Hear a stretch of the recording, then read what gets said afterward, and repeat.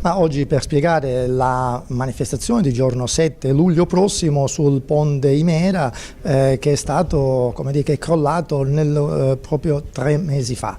Abbiamo una Sicilia spaccata, una Sicilia che sta comportando grossissimi danni, disagi ai cittadini, agli autotrasportatori, alle ditte, alle aziende siciliane che devono sopportare costi insostenibili. Ecco perché oggi Forza Italia, assieme a tante categorie di trasportatori, ma non solo di trasportatori, a tante altre sigle sindacali e datoriali, è qua per annunciare i dettagli, il calendario di questa manifestazione di giorno 7 che avrà sicuramente una grande partecipazione, come dicevamo, non soltanto delle categorie ma anche di tante persone, cittadini e siciliani che si sentono profondamente offese da questa mortificazione a cui è costretta la Sicilia. Nel dettaglio come si svolgerà questa manifestazione?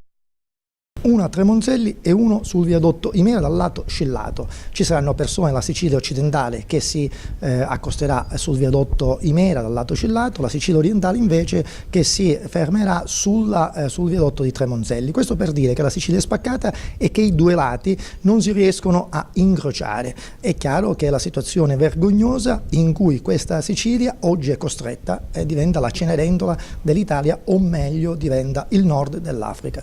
Noi riteniamo che per quanto sia apprezzabile l'intervento del Movimento 5 Stelle non sia assolutamente risolutorio e quindi in questo riteniamo invece che gli organi competenti debbono immediatamente intervenire per risolvere il problema in maniera definitiva. Al di là di una bretella di collegamento provvisoria bisogna invece demolire, ricostruire il ponte per ripristinare il viadotto interamente e ricollegare la Sicilia orientale con quella occidentale.